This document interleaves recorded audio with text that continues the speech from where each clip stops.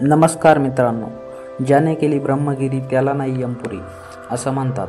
म्हणून आज आम्ही आलो ब्रह्मगिरी पर्वतावर. त्र्यंबकेश्वरमध्ये आल्यावर खूप गर्दी असल्यामुळे आम्ही बाहेरूनच दर्शन घेऊन आलो कुशावर्त कुंडाकडे. येथे हातपाय धुवून निघालो ब्रह्मगिरीच्या दिशेने. पण पहिल्यांदा वाटेत निवृत्तीनाथांच्या मंदिरात दर्शन घेऊन पुढे निघालो. समोर दिसतो आहे तो दुर्ग भांडार व ब्रह्मगिरी पर्वत. खालून दिसणारे मनमोहक नजारा तुम्ही पाहू शकता. पुढे आल्यावर पर पर्सन 20 रुपये तिकीट काढून निघालो पुढे. पण मित्रांनो, वाटे त्या काठ्या दिसल्या. या काठ्या याच्यासाठी असतात की वरती माकडे खूप त्रास देतात, त्यामुळे त्यांना हुसकावून लावण्यासाठी या काठ्या आपल्याला विकत घालूनच न्याव्या लागतात. आजूबाजूला पाहू शकता एकदम स्वच्छ सुंदर रस्ता आणि त्या रस्त्यावरच्या कडेने झाडे वाढलेली आहेत. असं वाटतं की या पायऱ्या आपल्याला स्वर्गातच घेऊन चाललेल्या आहेत. आम्ही हळूहळू ब्रह्मगिरीच्या दिशेने पुढे जात होतो व वाटेत असा मस्त सुंदर नजारा पाहत पाहत पुढे चाललो होतो.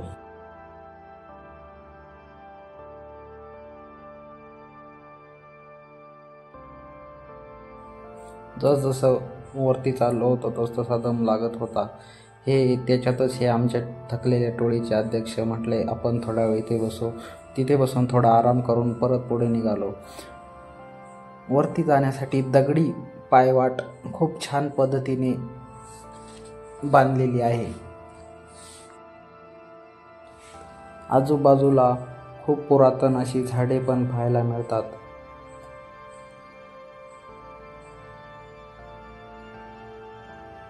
या ठिकाणी पाऊस भरपूर पडत असल्यामुळे मोठमोठ्या दगडांवर शेवाळासारखा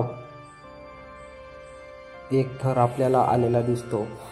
काही झाडे इथे पावसाळ्यात पाणी नसतात, तर काही झाडे खूप हिरवीगार असतात.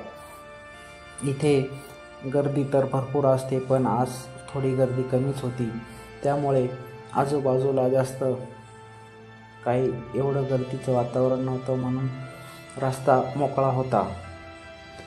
समोर आल्यावर एक हनुमानाची मूर्ती आपल्याला दिसते. त्याच्यात समोर एक वाड्यासारखा अवशेष आपल्याला पाहायला मिळतो. नक्की हा वाडा आहे की काय, हे कशासाठी बांधलं आहे हे काही आम्हाला समजलं नाही, तरी पण जाऊन बघूच म्हटलं. मग जाऊन वाडा फिरून पाहिला. मग आम्हाला पुढे जायचं होतं, म्हणून थोडा व्हिडिओ काढून आजूबाजूला थोडंफार निसर्गाचा आनंद घेऊन पुढे आलो. तर इथे आम्हाला एक विचित्र प्राणी झोपलेला दिसला. त्याचं दर्शन घेऊन आम्ही निघालो पुढे. इथून पुढे आल्यावर रस्ता 2 साईडला विभागला जातो. एक म्हणजे जाणाऱ्यांची वाट, तर दुसरी म्हणजे येणाऱ्यांची. काही ठिकाणी पकडण्यास व्यवस्थित जागा आहे, तर काही ठिकाणी रेलिंग तुटलेली आहे, त्यामुळे येताना गडबड गोंधळ करू नये. आता पहिल्या टप्प्यात आल्यावरती आपल्याला समोरच एक छोटीशी गुहा दिसते. डोंगरात कोरलेली गडदेत एक मूर्ती आहे व तिथून खरा पायरी मार्ग सुरू होतो. इथून पाहू शकता खाली त्र्यंबकेश्वरचा मनमोहक नजारा दिसत आहे.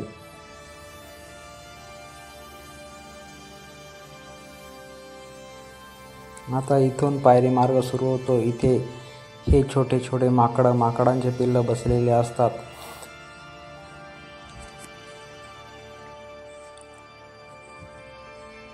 खालून येताना जरा सांभाळून यावे, कारण यांना वाटतं की आम्हाला काहीतरी खायला आणलेलं आहे, म्हणून ते डायरेक्ट पिशवी वगैरे हातात काही असलेलं लगेच ओढून घेतात मित्रांनो, त्यामुळे येताना जरा सावध. समोर आल्यावर एक हनुमानाची मूर्ती परत आपल्याला एक दगडात कोरलेली दिसते. हे बघा, हे माकडांचे माकडचाळे इथे सुरू होते. काय करत असतील बरं हे? जाऊ द्या, आपल्याला जायचं आहे पुढे. त्यामुळे या दगडात कोरलेल्या कातळकड्यातील पायऱ्या पावसाळ्यात पाण्यामुळे शेवाळ येऊन सटकण्यासारखी झालेली अवस्था होती, त्यामुळे इथून सावकाश चालत वरती निघालो.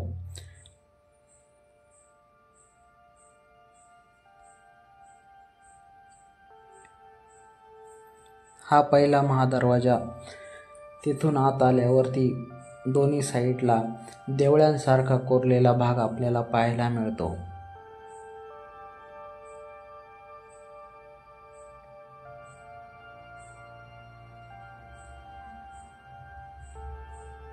वरती आल्यावर छोटे छोटे कुंड पाहायला मिळतात. समोरच परत एक छोटंसं मंदिर आहे. तेथून पुढे थोडं सपाट जागा आहे आणि या ठिकाणी थोडं पुढे गेल्यावर आपल्याला विश्रांतीसाठी दुकान व दुकानाच्या आजूबाजूला बसण्यासाठी जागा पण आहे. समोरच दुर्ग भांडार किल्ला व लगेच पाठीमागे मेटघर किल्ला दिसतो.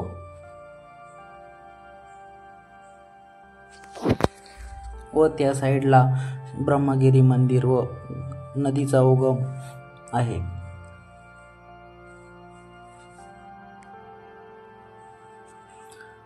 या साईडला एवढ्यावरती सुद्धा माणसं राहत आहेत, हे म्हणजे विशेष आहे.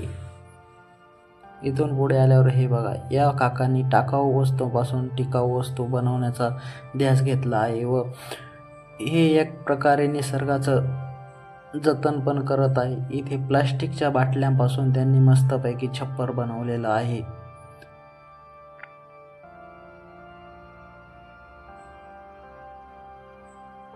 हा खूप छान उपक्रम आहे. त्यामुळे इथे बसून आम्ही थोडी यांच्याकडून माहिती घेतली. तर यांनी आम्हाला भरपूर माहिती सांगितली की इथे आम्ही बाटल्या गोळा करतो व निसर्गाचं संरक्षण करतो. समोर आल्यावर वरून नजारा खूप छान दिसत होता. पुढे आता आम्हाला जायचं होतं ब्रह्मगिरी मंदिराकडे आणि त्याच्या पुढे दुर्ग भांडार किल्ला. मग पहिल्यांदा ठरवलं की ब्रह्मगिरी मंदिराकडून जाऊन दर्शन घेऊन मग पुढे दुर्ग भांडार किल्ल्याकडे जायचे. तर समोर आल्यावरती ही झाडे नवीनच आहेत. यांना पावसाळ्यात पूर्ण पाणीच नाहीत. हे झाड वाळलेले नसून हे जिवंत आहे. पण या झाडाचा एक वेगळाच प्रकार आहे. पावसामुळे त्यावर खूप शेवाळ वाढलेले आहेत. पावसाळ्यात या झाडाची पाने गळून जातात व पावसाळा संपल्यावरती या झाडांना पालवी फुटते. असं या झाडाचं वेगळंच वैशिष्ट्य पाहायला मिळतं. मग फायनली ब्रह्मगिरी मंदिरापर्यंत पोहोचलो एकदाच. तिथे थोडी गर्दी असल्यामुळे थोडा वेळ थांबून मग आत आलो. आत आल्यावर पुढे नंदी महाराज विराजमान आहेत. त्यापुढे एक छोटंसं मंदिर आणि त्यात एक शिवलिंग पाहायला मिळतं. इथे गोमुख आहे व त्या गोमुखातून मस्त पाण्याचा झरा वाहत आहे. एखाद्या धार्मिक ठिकाणी गेल्यावर तिथलं पवित्र जल घरी आणणे ही एक पारंपरिक आपली संस्कृती आहे. त्यामुळे मी पण घेतलं एक बाटली भरून पाणी तिथून. दर्शन घेऊन बाहेर आल्यावर चक्रधर स्वामींच्या मंदिराकडे आलो. तिथे पण एक छोटंसं कुंड आहे आणि या कुंडातून पण लोक गंगाजल म्हणून बाटलीत भरून घरी नेत आहे. तिथे एक बाबा आहे, ते आपल्याला ते गंगाजल, पवित्र गंगाजल काढून देतात. आजूबाजूला वेगवेगळ्या पिंडी व मूर्त्या पाहायला मिळतात. इथलं पाणी लोक गंगाजल म्हणून बाटलीत भरून घरी नेतात. मी तहान लागल्यामुळे पहिलं पोटात भरून घेतलं व तहानलेल्या आत्म्याला तृप्त केलं.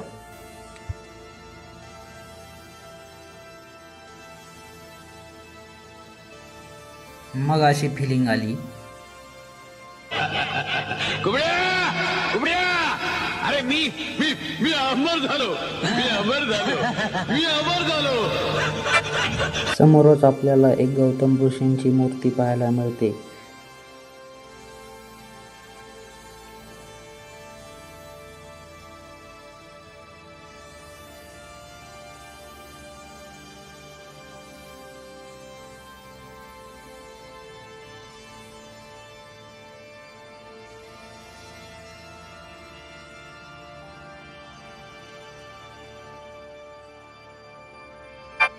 आपण पलीकडच्या साईडने वर आलो आणि समोर गौतम ऋषींचं मंदिर आहे.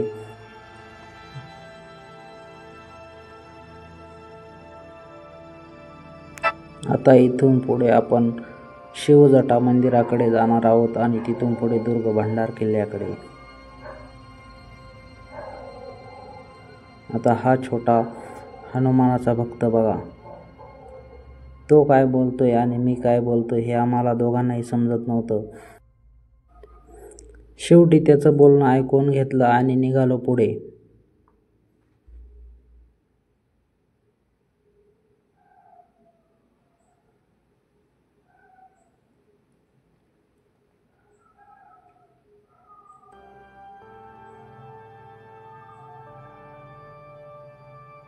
पुढे आल्यावर हे असा एक दगडावर दगड रचलेला वेगळा प्रकार आम्हाला पाहायला मिळाला. मग म्हटलं चला आपण पण दगडावर दगड रचून पाहू.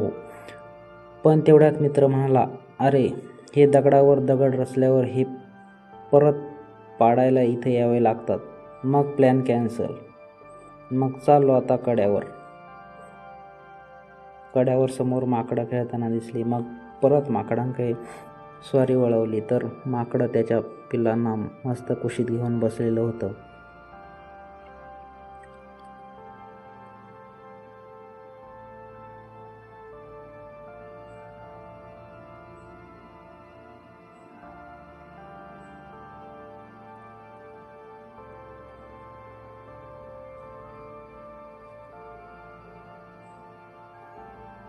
आता आम्हाला माकडांसोबत फोटो काढायचा होता, पण माकड काय आमच्या जवळ थांबायला तयार नव्हतं, म्हणून लांबूनच सेल्फी घेऊन निघालो पुढच्या प्रवासाला.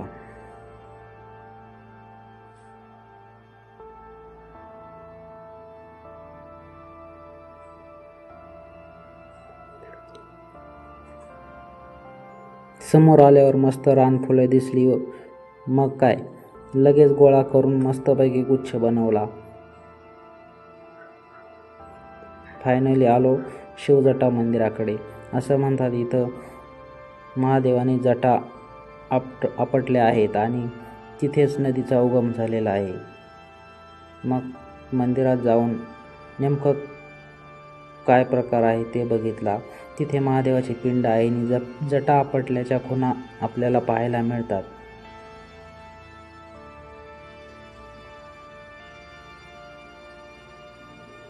मग महादेवाच्या पिंडीचं दर्शन घेऊन बाहेर निघालो. बाहेर आल्यावर शिवजटा मंदिराच्या पाठीमागून एक छोटीशी वाट सरळ जाते. शक्यतो इकडे कोणी जात नाही, पण आपल्याला खास इकडे जायचं असल्यामुळे आम्ही तडक त्या वाटेने निघालो. आता तिकडून आलो. आता आपल्याला समोर जायचं आहे ते दुर्ग भंडार किल्ल्याकडे. तर दुर्ग भंडार किल्ल्याकडे जाणारी वाट पण तितकीच सुंदर आणि एकदम शांत आणि गर्दीविरहित ही वाट आहे. विशेष म्हणजे खालच्या साईडला कडा व वरच्या साईडला डोंगर अशी ही वाट आहे. त्यामुळे जाताना मस्ती कमी करत जावी. पुढे आल्यावर आता या किल्ल्याचं एक वैशिष्ट्य म्हणजे सरळ कातळात कोरलेल्या पायऱ्या उतरून आपल्याला खाली डोंगरातून आत जावे लागते. पहिल्यांदाच पायऱ्यांमध्ये आपल्याला एक हनुमानाची मूर्ती कोरलेली दिसते. मग इथे दर्शन घेऊन आम्ही निघालो पुढे.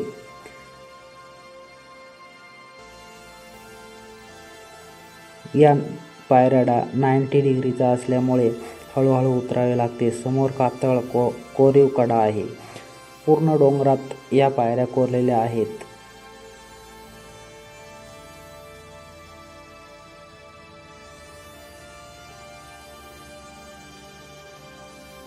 खाली बाहेर निघण्यासाठी छोटंसं दार पण आहे. बाहेर आल्यावर तुम्ही पाहू शकता आता आम्ही कुठून आलो ते.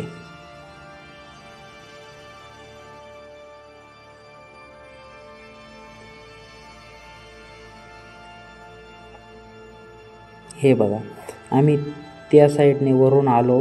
डोंगराच्या आतून पायऱ्या कोरलेल्या आहेत.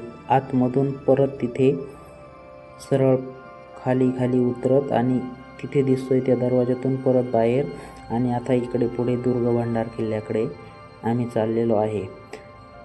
तर इथे एक छोटासा रस्ता आहे. दोन्ही साईडला खोल दरी आहे. त्यामुळे इथे धुकं असताना जाणे शक्यतो टाळावे.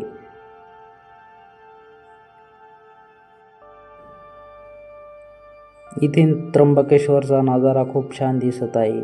आता पुढे आल्यावर परत चढण्यासाठी एक छोटासा भुयारी मार्ग आणि त्यामधून पायऱ्या वरती गेलेल्या दिसतात. जसं आपण स्वर्गात जातोय असं इथे आल्यावर भास होतो.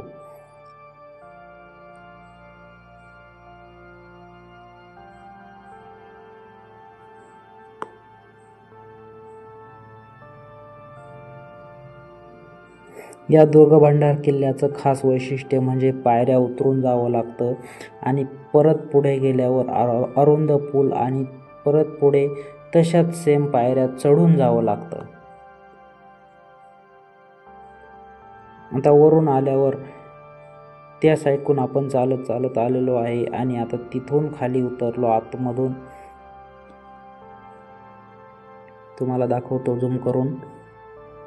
तेव्हा तिथं पायऱ्या दिसतात. तिथून डोंगराच्या आतमध्ये उतरून परत खाली आलो आणि खालून या अरुंद नैसर्गिक पुलावरून परत या साईडने आणि परत बोगद्यातून परत पायऱ्या चढून वरती. आता तुम्हाला दाखवतो परत इकडून समोरून. इथून आपण परत वरती आलो आणि आता आपल्याला इकडे पुढे जायचं आहे कडेलोट पॉईंटकडे.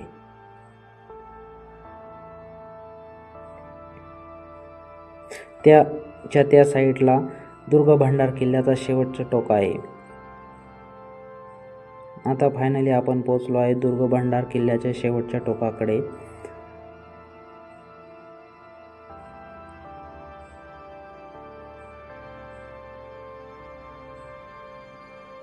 इथं समोर डायरेक्ट कोणताच आधार नाही, त्यामुळे इथं हा पाईप टाकलेला आहे. आता हा पाईप वरती कसा आणला हाच आम्हाला प्रश्न आहे, कारण इथं माणसाला नीट वरती येता येत नाही आणि हा पाईप इथं आणलेला आहे. समोरच एक छोटंसं सुंदर खेडेगाव आहे आणि वरून कड्यावरून सुंदर मनमोहक नजारा दिसतो.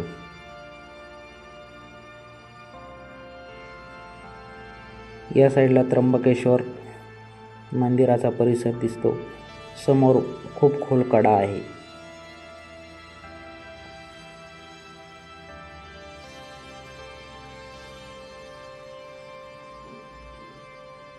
त्या साईडला हरिहर गड आहे.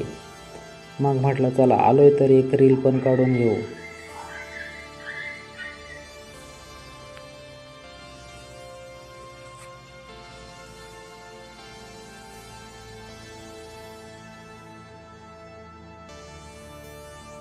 रील काढून झाल्यावर फोटोशूट करून झाल्यावर निघालो परतीच्या प्रवासाला. आता परत फिरून लांबच्या वाटेने न जाता आम्ही शॉर्टकट मार्ग निवडला आहे. बघूयात आता ही नवीन वाट आम्हाला शॉर्टकट वाटे खाली घेऊन जाते की नाही ते.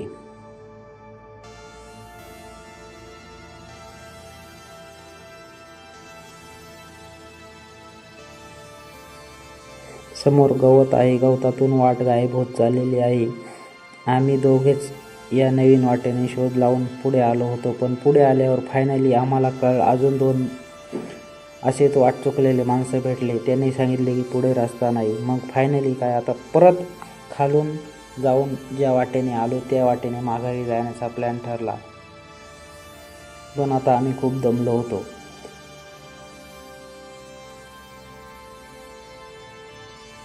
पुढे आल्यावर एक छोटंसं कुंड आहे. मग त्या कुंडात पाय बुडवून मस्तपैकी नॅचरल स्पा करून घेतला.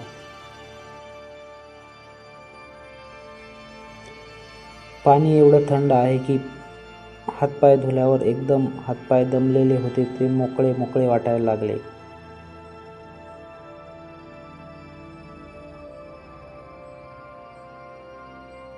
मग पुढे आल्यावर या दादांच्या टपरीवर लिंबू पाणी घेतलं. हे बघा इथे नवीन मालक पाहायला भेटला.